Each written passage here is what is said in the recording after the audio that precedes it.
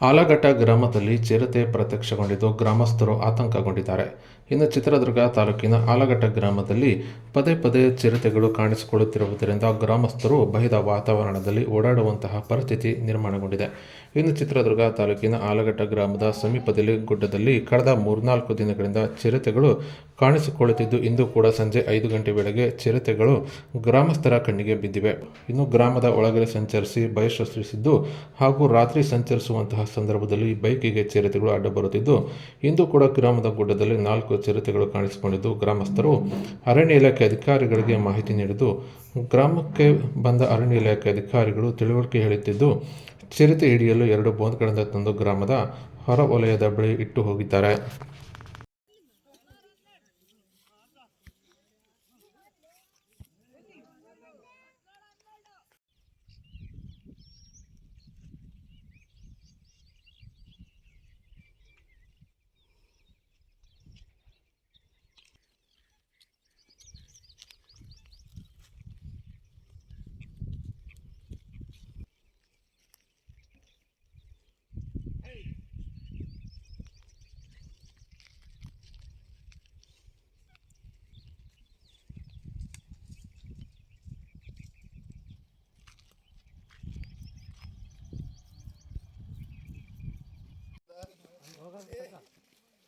ಎಲ್ಲೈತೆ